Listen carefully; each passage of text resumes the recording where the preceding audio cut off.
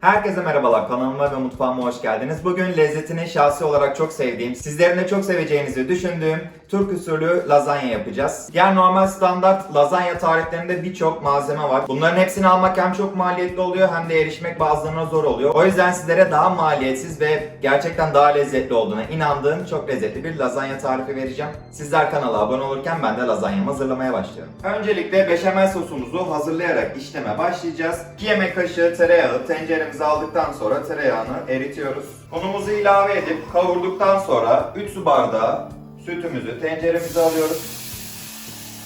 Ve bunu muhallebi kıvamına gelene kadar karıştırmaya devam edeceğiz. Beşamel sosumuz muhallebi kıvamına geldikten sonra 1 çimdik kadar tuz ve biraz da karabiber ilave ediyorum. Bunu 1-2 dakika kadar daha karıştırdıktan sonra hemen ocaktan alacağım. Ve kıymamızı hazırlamaya başlayacağız. Tavamızın içine birazcık zeytinyağı alıyoruz. İlk önce soğanlarımızı biraz kavuracağız. Bir adet soğanımı tavaya ilave ediyorum. Soğanlarım yumuşadıktan sonra yarım kilo kadar kıymamı tavama ilave ediyorum. Yalnız lazanyada bunun 300 gram kadarını kullanacağız. Çözdürdüğüm için pişmiş olarak ayırmak istedim. Kıymamız biraz kavrulduktan sonra 2 adet rendelemiş olduğumuz domatesimizi ilave ediyoruz. Domatesle beraber de biraz karıştıracağız. 1 yemek kaşığı kadar domates salçası ilave ediyoruz.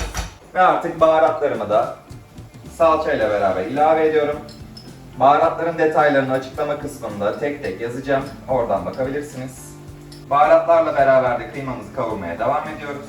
Ve bu noktadan sonra bir su bardağı da sıcak suyumuzu ilave edip artık bu su kendini çekene kadar kıymamızı kavuracağız ve ocağın altını kapatacağız.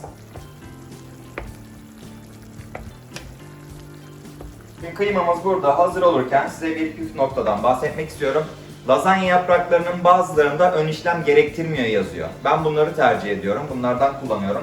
Ama ön işlem gerektirmiyor yazsa dahi bile ben bu lazanya yapraklarını ılık suyun içinde kullanmadan önce biraz bekletiyorum. Böyle yaptığım için lazanya yaprakları hem pişerken daha kolay pişiyor hem de piştikten sonra yumuşacık oluyor. Bu noktaya dikkat ederseniz lazanyanız çok daha lezzetli olacak. Beşamel sosunuzu ilk hazırlamaya başladığınız anda bu şekilde lazanya yapraklarınızı ılık suyun içine koyabilirsiniz. Kıymamızı da hazırladıktan sonra şimdi geldik işin en keyifli kısmına. Aslında en keyifli kısmı bunu yerken ama ben bu yapım aşamasını da çok seviyorum. Şimdi lazanya yapraklarımız borcama yapışmaması için ben en alt kısmına birazcık beşamel sos ilave ediyorum. Borcamın alt kısmına kaşık yardımıyla yaydırıyorum. Ve artık yapraklarımı yerleştirmeye başlayacağım. Kabınızın büyüklüğüne göre yaprakları ikiye bölerek de kullanabilirsiniz. İlk katımızı yerleştirdikten sonra üzerine tekrar beşamel sos ilave edeceğim. Tabi buradaki beşamel sos en alt kata koyduğumuz gibi değil, biraz daha bol olacak. Şimdi bu beşamel sosumuzun üstüne artık kıymamızdan ilave ediyoruz. Kıymamızı dağıttıktan sonra üstüne kaşar serpiştiriyoruz.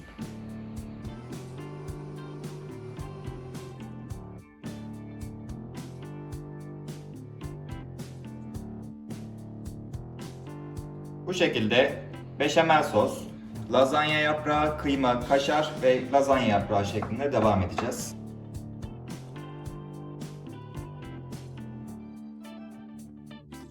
Son katıma elimdeki tüm beşamel sosu ilave ettim. Bunun üstündeki çıtırlığı da yine kaşarla sağlayacağız. Beşamel sosumu iyice her yerde gezdirdikten sonra üzerine bol miktarda rendelemiş olduğum kaşardan ilave ediyorum. Önceden ısıtmış olduğumuz 180 derecelik fırında lazanyamızın üstü kızarana kadar pişiriyoruz. Evet, görmüş olduğunuz gibi lazanyamızın üstü çok güzel bir şekilde kızardı. Şimdi bunu hemen servis edeceğiz. Diğer yapılan lazanya tariflerine göre çok daha ekonomik ve lezzetli lazanyamız hazır. Beni buraya kadar izlediyseniz videomu beğenmeyi ve kanalıma abone olmayı unutmayın. Bir sonraki yemek videolarına görüşmek üzere, hoşçakalın.